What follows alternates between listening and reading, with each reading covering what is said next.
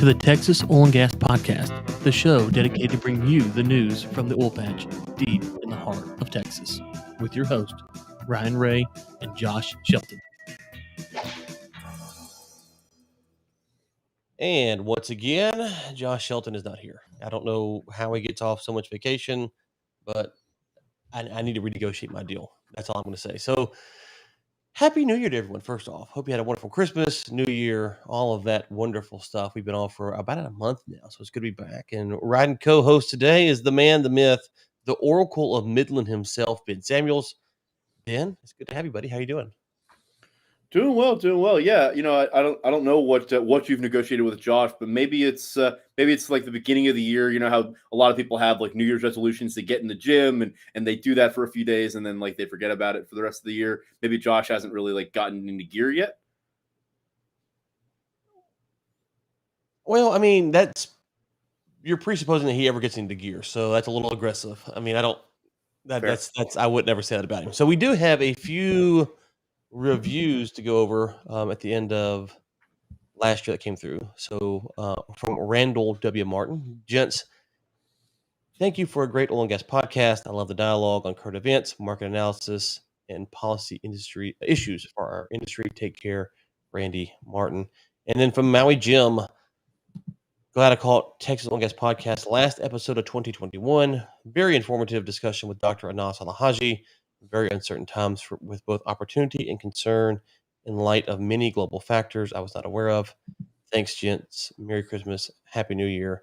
Hear you in 2022. Bringing in Ben today, we're not going to have rate analysis. So just so we're clear, like I'm glad that we'll make sure that that's set the bar pretty low. Thank you for that, though, Jim. We really appreciate that. So I'm really just a plant to make when Josh does come back to make him look better, and I'm going to hopefully fill that role today. Yeah, I mean, you can't make Josh look better, but whatever. So Ben, we're here. We have Sergio Chapa coming on in about 8 minutes. So before we do, let's get into 2022, man. What are you looking for? You're out in the thick of it in Midland as we sit here today. WTI's at $78, Brent's at 81. What's the scuttlebutt? What are you hearing? What are you looking for in 2022? Yeah, no, I'm looking forward to a really good year. You know, I think that we have a combination of factors. You know, one running into the midterms and some of the political decisions that have been made. That there's. Yeah, I think we talked about it on either Don't Let the Facts or maybe Bring in the Closers, but we're sitting at, I think you said like 72. We're in the 70s. I wouldn't be surprised in this year to see that rip above 100. For a number for not just a blip. It's going to be interesting because again you have Europe completely in shambles as energy policy goes, and what does that mean for America? Are we going to start to take some of that market share back? I know that actually, and Sergio may have. I don't know what we're talking to him about specifically, other than a couple of notes that I've got here. But he may have some comment on sort of the comings and goings of those ships. I know that we sent a ton of LNG over to I think they're going to land somewhere, but probably end up in Germany et al. And what does that rebalance look like? Because for the last couple of years, or for the last year, I should say, we've really been focused on shutting down production and going the other direction. And are we as a country going to turn on the spigot? I think that's going to be interesting.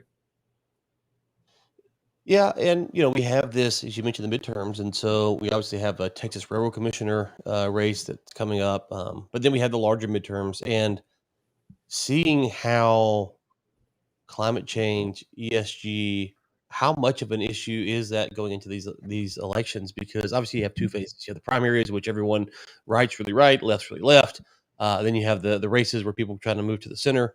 I'm curious, once we get through the primary season into the general election, how those discussions are shaped, because the ESG narrative has obviously played a role with the bigger companies and their drilling schedule. And so that another thing is, will COVID news impact demand? So last year we saw the Omicron, Black Friday sell off because of the new variant. Do you think we're past that yet, or do you think we'll see a bunch of more new variant, price tanks for a little while. Yeah, I don't think that we're past the influx of these new variants. I don't think that we're past sort of the hysteria and the policy making that comes from that. You mentioned the Railroad Commission. I think that's a great point. I'm not sure that most people understand how powerful the Railroad Commissioner's seats are. I mean, I think that body, that governing body, is arguably one of the most powerful when it comes to oil and gas on the globe. Especially certainly in this country. And so, yeah, I think it's going to be really interesting. Obviously we have Wayne, the incumbent, vying for a seat, but we also have a couple of up and comers, a couple of which that you and I know, personally, and so that's going to be interesting to see what the makeup of that is. Do you have a front runner there? Do you have a flag that you've planted yet? I'm not endorsing any of them, if that's what you're asking. As far as who I think might win, it's hard. Now, we saw Sitton go down, and that was interesting. That kind of shocked us all, I think, when Sitton, because the guy that he ran that beat him wasn't spending hundreds of thousands of dollars. He just kind of ran a grassroots campaign. So it is possible. With that being said, I suspect the old guard will try to keep the old guard in, and so probably a lot more money we pour to keep Wayne in. Listen, this is not a commentary on Wayne. If this guy was Bob or Tom or Sherry or Jess, I'm just saying that's how these things work, right? So when the incumbent party feels like they might lose a long established member, they usually double down to keep those people in. So I would expect that. And so I don't know exactly how it would work to go to a runoff here, but I'm guessing Wayne has to get 51% to prevent a runoff. I think that's probably likely, right? Because of the other 3 or 4 that are running that I know of, can they draw 20 to 30% of the vote? I don't know. I don't think so, but we'll see. Listen, we're going to reach out to them and have them all on, and if they want to come on and talk to them and ask them all the tough, fun questions. That's the only group of people we're not nice to on this podcast, is the ones that are running for office. Because you gotta ask them the hard questions, right? You can't ask them the softballs. Mm-hmm. And so, I don't know. Do you have a favorite or someone that you're endorsing? I don't. No, I look at it similar to kind of what you just said. I don't have, certainly not going to be endorsing somebody today. Going to let it play out a little bit more. Yeah, I think that is open to be bought, though. Just so we're clear. Yes, very true. Yes. Yeah. So you can buy my endorsement. No. Yes. Yeah. No, but I think you're right. I mean, I think the way that it's currently structured, one of the undercards here is going to have to really punch up a weight class to use some different terminology. And you look at some of we could go like person by person. And you look at some of those. You either find they're wholly unqualified or really don't have the platform. I think there's a couple of names in there that would have a shot at that 20-30% mark that you're talking about. But by and large, I think the Wayne's in the cards here pretty heavy. Yeah, well, and we'll see. And listen, that's not because I have some special affinity. I have some special affinity for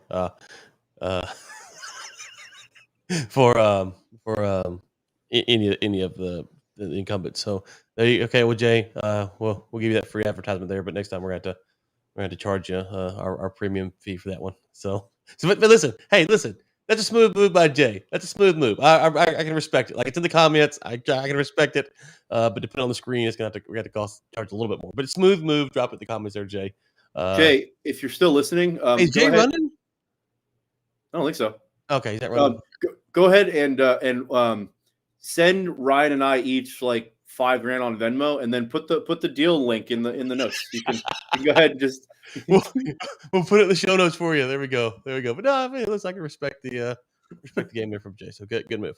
Okay, let's see. Sergio should be on here. Time o'clock in about 1 minute left. So, I guess the big question that everyone is contemplating is, can vendors make money this year? Because that was a big discussion last year, is that some of the vendors weren't able to get the margins. Do you think that the vendors will be able to get their margins back up and hire the people they need to do the job in 2022? The short answer, since you said we only have a minute, is no. I think that we're still in a spot where the vendors are having to race to the bottom on price. we've talked ad nauseum about the labor pool or the lack thereof, across a couple other podcasts, and I think that is very still very present, especially in places like Midland and some of the oil patch places, and so no, I very much think that the operators are still in a very advantageous position. If they're looking to have drilling programs going and they're looking for the requisite service industries there, I think they're in a great position to negotiate those contracts and get much better terms. And the vendors are going to have to. I think the challenge here is that let's say that you are a vendor and internal of your process, you have to onboard something that's made with steel or something that some of these other metals that have severe supply chain constraints. Your end pricing may not move a ton, but your costs may have doubled or tripled or moved significantly. And I think that sort of arbitrage, that margin gets eaten away rather than being able to be padded into the price and passed on. No, that's a good point, is that you have things that are just more expensive now because things are more expensive for a lot of reasons.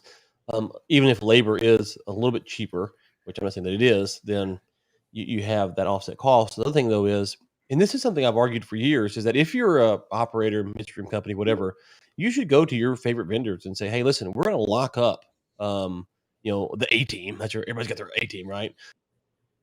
And lock up the A team for multiple years, because odds are you can keep the A team busy, keep them, pay them a good margin, make sure those guys stay employed. Even if it's only guaranteed for 75% or 50% or 60% work rate, but companies can afford that. So go lock up the A teams from your vendors, and use them, so that way you don't have to worry about some of these problems. I'm sure a lot of companies right now would be interested in taking it. I don't know why more companies don't do that, because they always complain when they don't, they can't get their, the best guys out there or whatever. It's like, well, you know what, you got to pay for those guys. So, okay, I see Sergio is here in the background. Sergio, are you ready, buddy? Yep, there he is. Okay. There he is, the man, the myth, Mr. Bloomberg himself, Sergio Chapa, starting off 2022 with a bang. How's it going, buddy? Doing good, man. Doing good. Good to see y'all again. How are y'all doing? Yeah, good. Well, we didn't bring Josh on today. We said we got a big time guest. We didn't want Josh to ruin it, so we brought on Ben to handle the heavy lifting here. So it's been a while since we have you on, man. So what's been going on? Maybe recap. Obviously you're at Bloomberg now. You've been on since then, but maybe kind of reset the stage for what all you're covering at Bloomberg for people who haven't been following your work as recently as that much recently. Well, yeah, over at Bloomberg, I've been covering the U.S. natural gas markets and the LNG industry. And let me tell you, there's never a dull moment in that space and that little corner of the sky for the oil and gas industry. It's been quite a ride. We saw supply and demand disruptions during the pandemic, and then we saw, prices go from record lows to record highs, in a matter of months. Then we were faced with the prospects of a lack of supply for winter.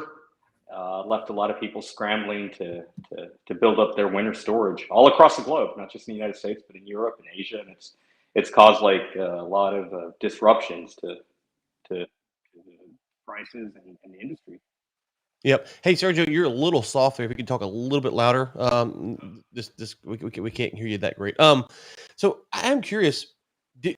Just kind of going back when you left the Chronicle, go to Bloomberg, and you're covering all this stuff. Were you a little concerned maybe at some point, like, hey, this might be a slow sector? What have you learned by just drilling down on this industry? Some things maybe that you didn't know going in. No, I mean the natural gas. Like I said, there's never a dull moment in the natural gas industry. Here in the United States, prices here are largely dictated by the weather. It's cold in New England, prices go up. It's hot in the summer in Texas. We need more natural gas for power plants. Prices go up. Demand and supply, et cetera, et cetera. But there's kind of a new wild card for natural gas, and that's exports. The United States exports about 6 billion cubic feet of natural gas per day to Mexico via pipeline. And then, double that amount heads out to Europe and Asia, Latin America, all over the world via the LNG industry. at 6 export terminals that the United States have. The 7th is just about to open, Calcasieu Pass in Louisiana. Took a drive out there over the Christmas holidays, and it's coming along nicely. They should be producing their first drops any day now, and then we'll see a tanker show up and take out their first cargo for the 7th U.S. LNG export terminal. Okay, well, let's talk about kind of what's going on with Europe, what role the U.S. is playing in that. It's a lot of confusion about, what Europe's doing and whatnot. Maybe unpack at a high level what's going on, and then what role the U.S. is playing to help or trying to help or should be helping with that. Well, sure. Yeah, there's a couple things going on over there in Europe in the natural gas markets. Like I mentioned earlier, we had the supply and demand disruptions from the coronavirus pandemic. You saw demand decline, and and so you saw curtailed shipments via pipeline from Russia, declined exports via LNG from the United States, and but then suddenly, when the pandemic eased, you saw this dramatic demand increase, and it was sort of a market disruptor because you couldn't get enough natural gas fast enough. And then headed into winter, Europe didn't have enough natural gas in its storage, so that set prices higher, and it set a bunch of put a lot of U.S. LNG cargoes on the water and headed to Europe this winter. And it's been some phenomenal to watch, because traditionally U.S. LNG cargoes go to Asia. The prices are higher there, but this year European prices are higher, and so that has most of the U.S. LNG cargoes pointed to Europe. I mean, out of the 80 or so U.S. LNG cargoes on the water right now, half are headed to Europe right now. And then maybe a third are headed to Asia. And then the rest are just divided up amongst other kind of smaller destinations. I think it's interesting. Most of Europe has spent the last at least couple of years in earnest trying to deplatform natural gas, move to renewables. They've made it significantly harder to build something new, retrofit something old. They've been shutting down coal and nuclear plants just as of the last couple of weeks. It seems like Germany et al. May have finally realized that what they're doing and what that actually means, and they've started to put out some messaging calling natural gas, sustainable and a transition fuel to be used sort of in the the transition to a renewable climate or renewable energy balance. I'm curious what you mentioned there, the pricing for Europe and a lot of the product going that direction. Do you see that trend continuing and getting stronger and continuing to send more and more volumes to Europe? Do you sort of see the same political landscape that I'm talking about there? And so, I mean, where do you see us moving in terms of that demand curve? I mean, is Europe? I guess maybe the easiest question, Sergio, is Europe in as bad of a way that that it seems that they're just starved for power and they need some answers as of yesterday? I'm curious what your stance is. No, those are some very good observations, actually. And a lot of CEOs and industry leaders addressed those issues during the World Petroleum Congress here in Houston last month. As it turns out, the energy transition, the transition to cleaner sources of fuel, is a little bumpier than people expected. Of course, nobody has any problems with solar and wind as power sources. They're great. But when you don't have those batteries, you need more reliable, stable base loads of power, and that's been the argument here. Curiously enough, you mentioned Germany. They actually don't have any LNG import terminals, but they do import natural gas via pipeline from Russia. And so there was a whole political controversy, a three-way controversy between the United States, Russia, and Germany over the Nord Stream 2 pipeline, which has become hyper-political given the events happening in the Ukraine and elsewhere in Europe.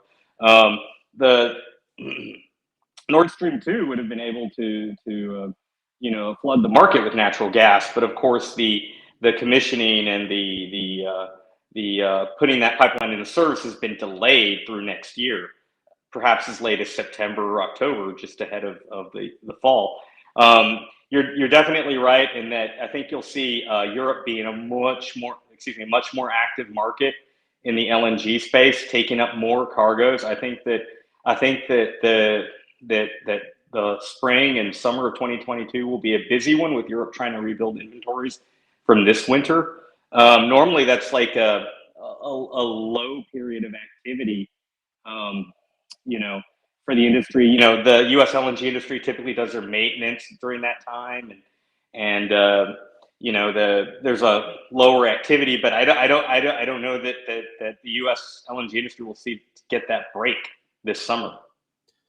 So, Sergio, I remember, was it 2019, 2020, like a third or something of all the LNG contracts were up? Is there some huge number, maybe 2/3? Like all these big long-term contracts were up. When you look at this energy crisis in Europe, does that reshift some of that, or is this more spot stuff? Does that change some of these plans that were made a few years back? What impact, if any, does that have on those long-term forecasts that we saw?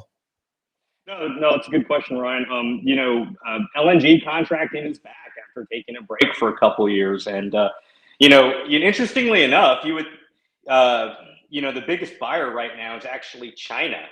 In 2021, the biggest buyer of U.S. LNG is China, and what we are expecting to see, based on what we're seeing in the markets and the way things are playing right now in the spot market, you'd expect to see more European contracts coming in the pipeline.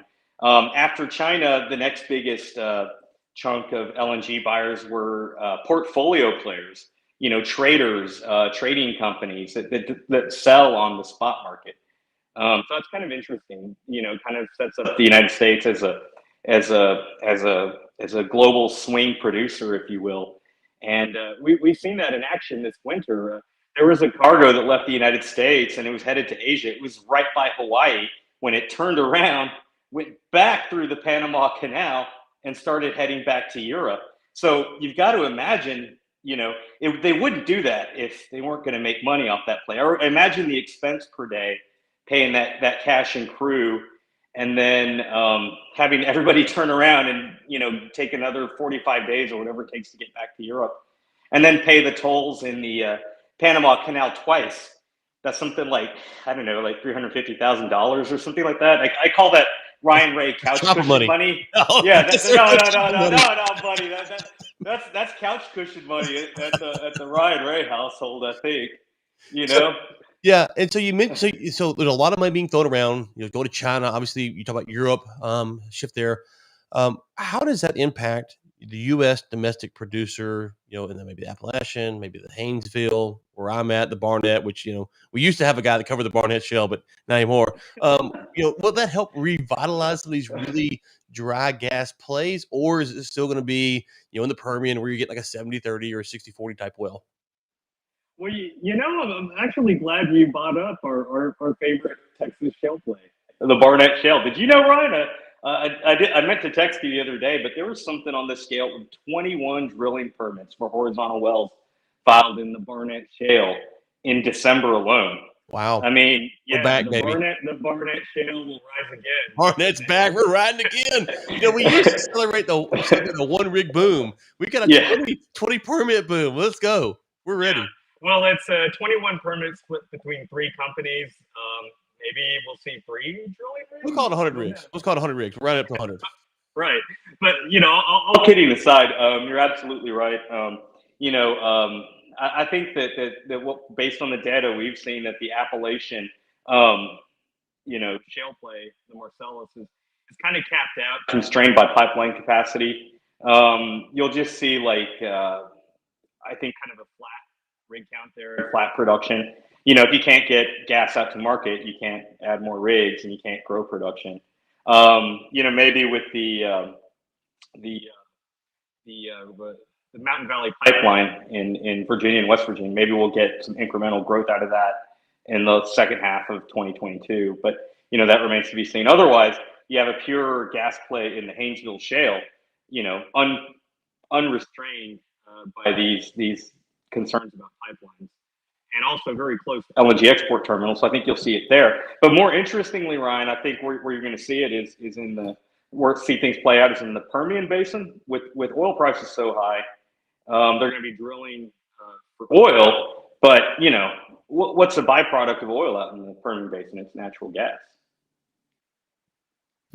I think it's interesting that you mentioned some of the logistical constraints. In the Permian, there's massive logistical constraints regarding taking the natural gas and putting it in a pipeline.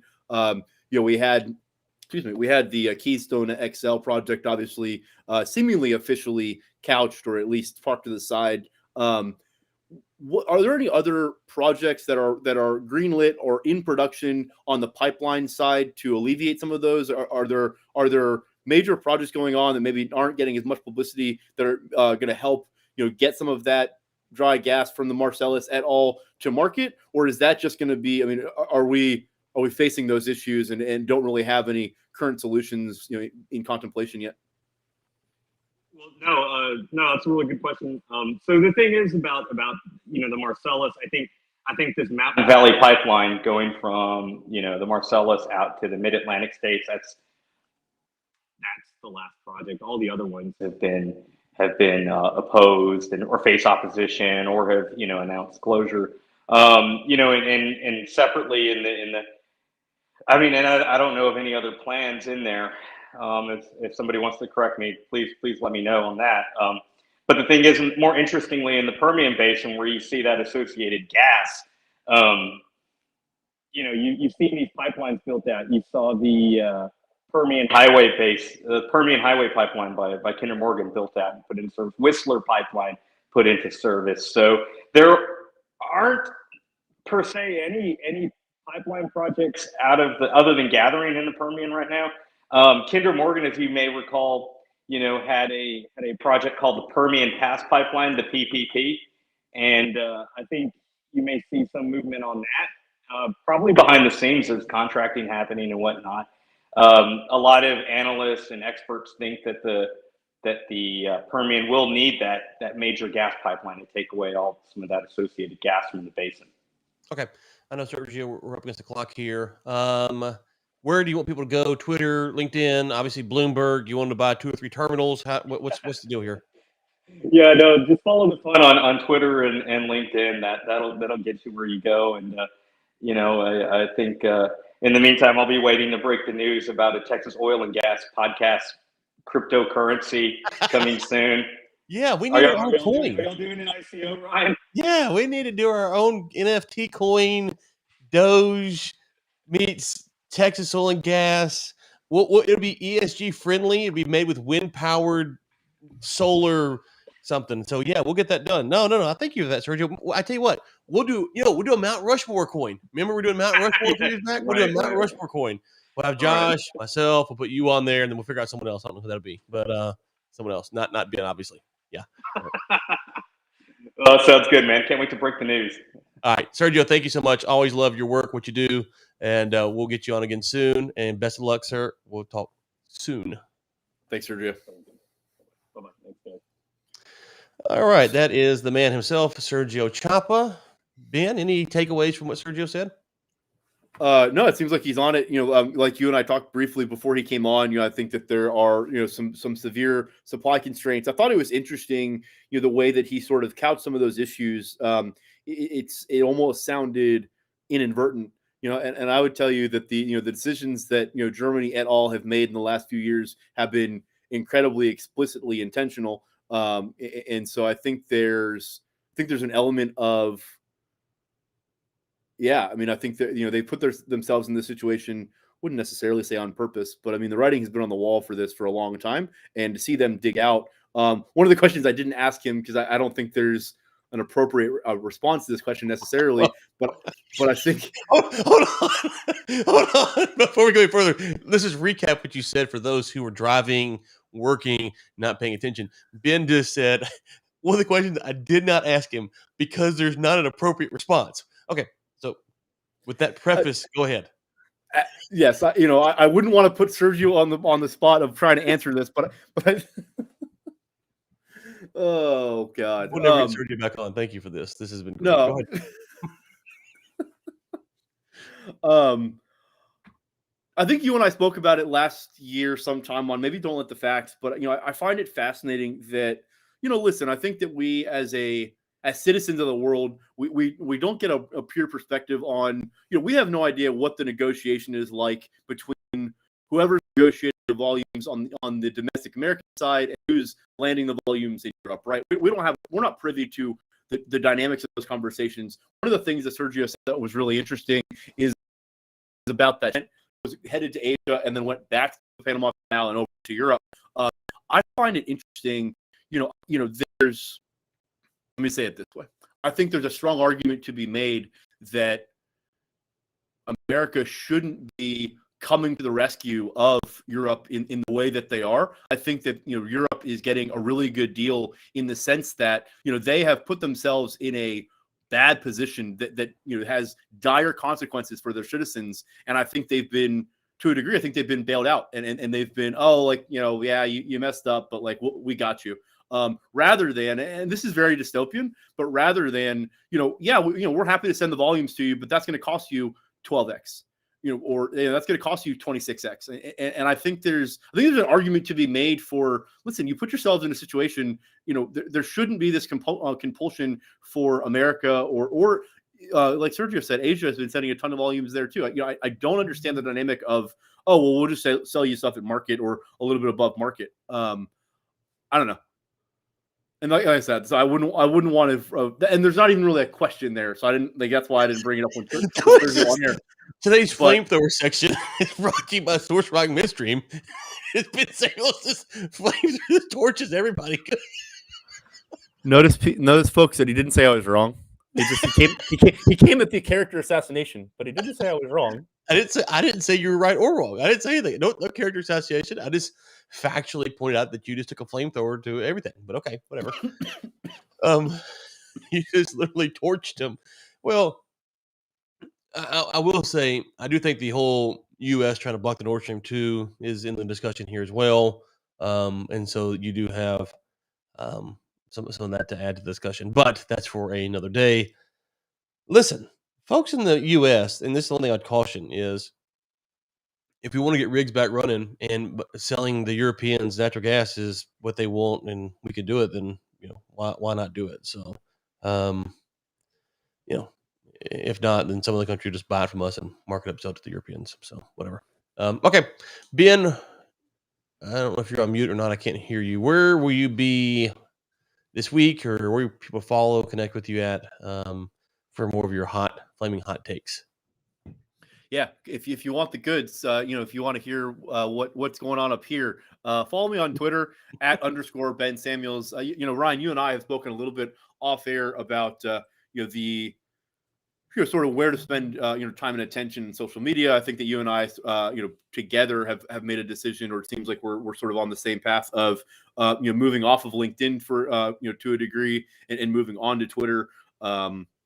And for those that have not spent the time to really become active on Twitter or may not even have an account, shameless plug, because I'm certainly not sponsored by Twitter, but the Twitter ecosystem is utterly fantastic. I mean, there's a wealth of knowledge, and I think that there's a lot of conversation going on there that you'd miss if you were just on LinkedIn or don't have a presence there. And so I don't know about you, but I've really enjoyed the last few weeks of leaning much more into Twitter and didn't really know what to expect, but have learned a ton. And I'm also, it should not be missed that I'm looking forward to absolutely destroying you in the bet that we've got going on. I'm a little bit behind because you had to get like a massive head start. If like you start a race and you're supposed to like go around the track like 4 times and somebody starts like halfway down the track on like lap 1.